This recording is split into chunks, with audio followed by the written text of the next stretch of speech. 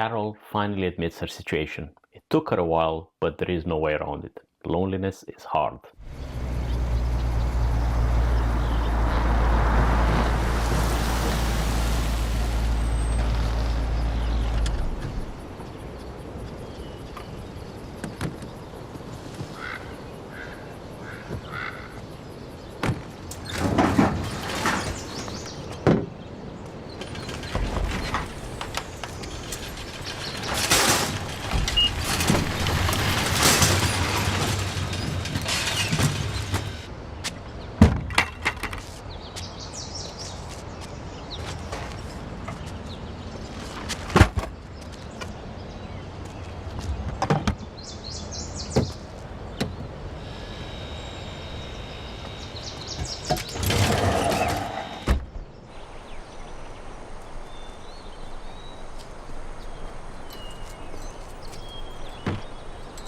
After all the heavy lifting of episode 6 last week, this episode shifts its focus back to character development rather than pushing the story forward.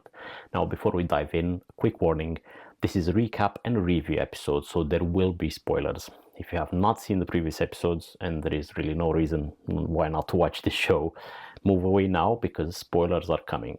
This episode is full of traveling, essentially is traveling for the two main characters. Carol drives back from Las Vegas while Manousos makes his way from Paraguay towards Albuquerque, which is quite a journey. Now, these journeys run in parallel and they are made to just develop the characters. They place them in mundane, repetitive situations that reveal where their minds are at. So let's start with Carol. The previous episode pretty much seals the deal for her.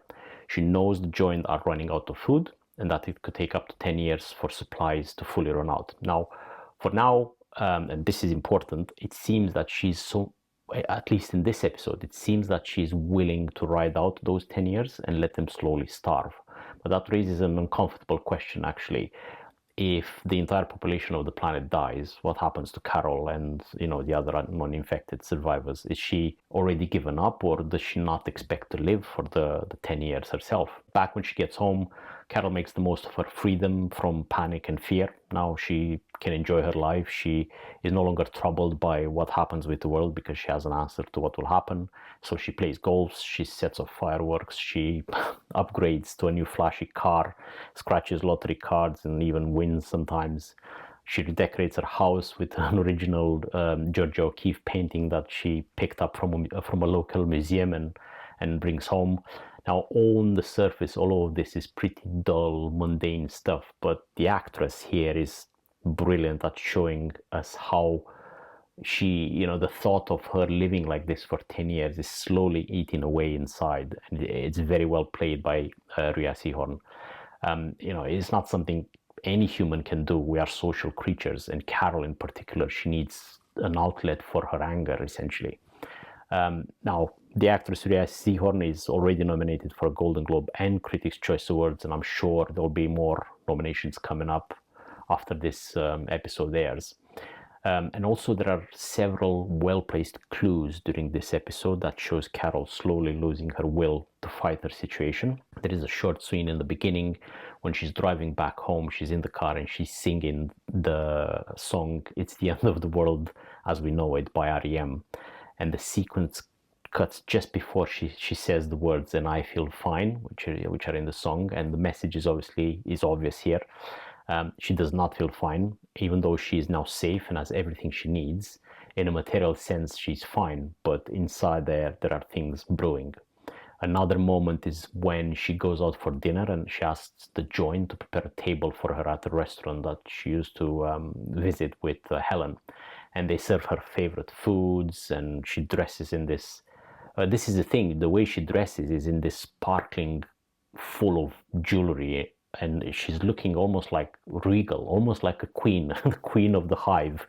And it's something that is completely at odds with her practical, down-to-earth look that was in the earlier episodes, and almost signals that she's inclined to accept this role maybe in the future. And then we move over to Manousos and his journey. So we know that he has found out from Carol's recording that there is a way to reverse everything, but nothing else after that. So that's the last message he has, and that message just made him get in the car and go straight to find Carol to save the world together.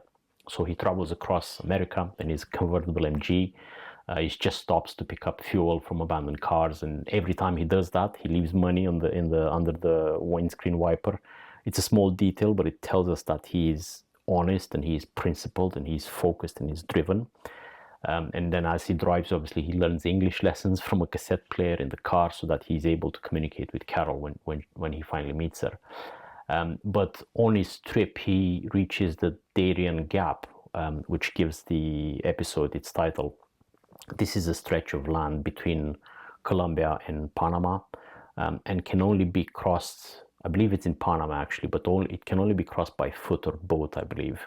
And it's about 100 kilometers of just jungle, wildlife, poisonous plants, limited access to water. And Manousos obviously has to abandon his car and cross it on foot. And the joint suddenly appear out of nowhere. It's just like one of those comedic films where just people start popping up, but because they're obviously around all the time.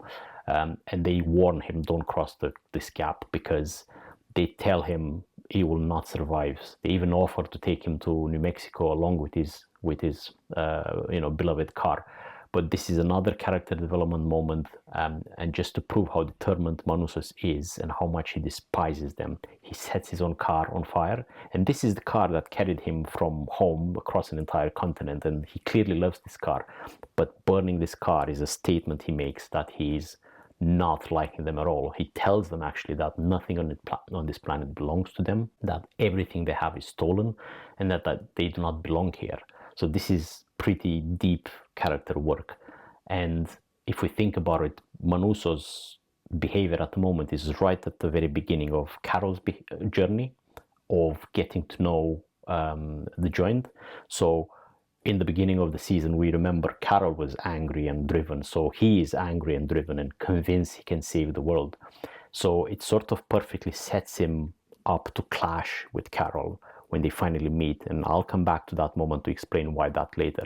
But anyway, Manousos continues on foot. Several days into the jungle, he collapses. He gets stung by one of those poisonous chunga trees, and he passes out, but he's rescued by the joint. He sees the helicopter coming down to rescue him. And now, for the very first time, we see the series, the clock, jumping massively ahead. So it's jumping about 30-something days ahead of where we last saw Carol. And you can imagine Carol has changed. She's gone a bit Mad Max, to be honest. She moved her golf practice to the roof of a building, and then she fires balls at the windows on a high-rise across the street, crashing on every single window. She's been doing this for a while, as we can see, and then she's surprisingly good. I don't know if that skill is gonna come into play a bit later in the series. Her obsession with fireworks has escalated, and we actually finally, there's a really good scene where we finally see where her mental state is and how much that has deteriorated. When one of the fireworks tips on sideways, she's playing with them around. She's in the middle of the circle and she just fires them.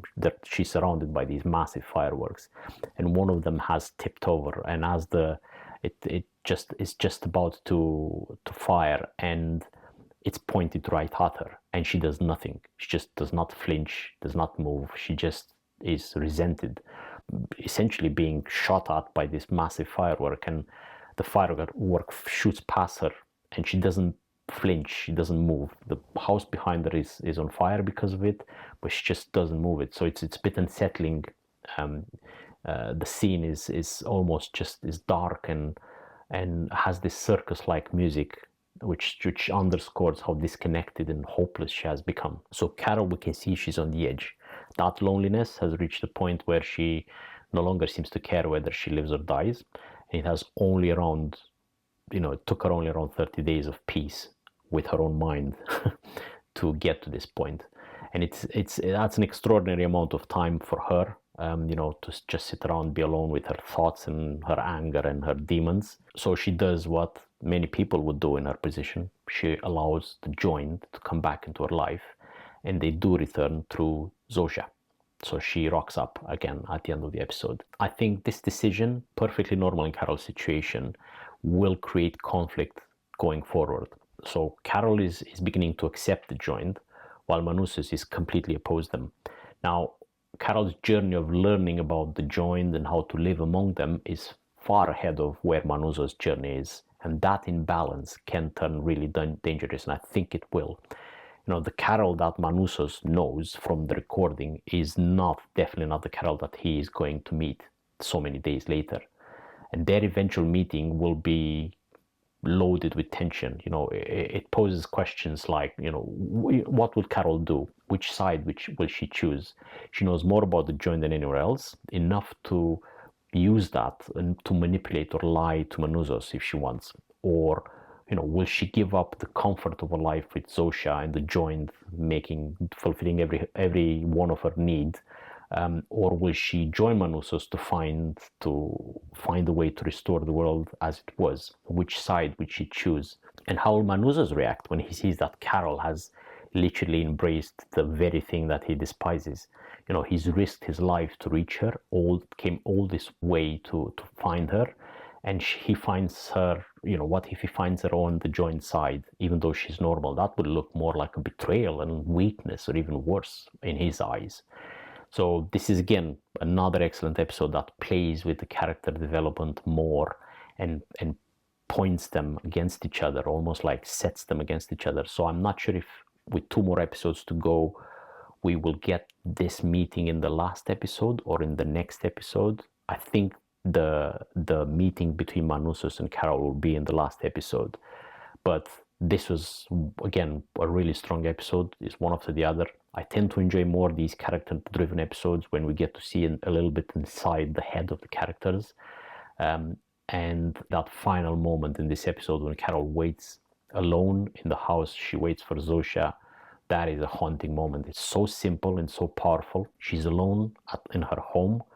She quietly waits by the window to hear an engine of a car arriving, and for a brief second she looks directly at the camera, at us essentially, and she's almost pleading with us not to judge her for the choice that she has made.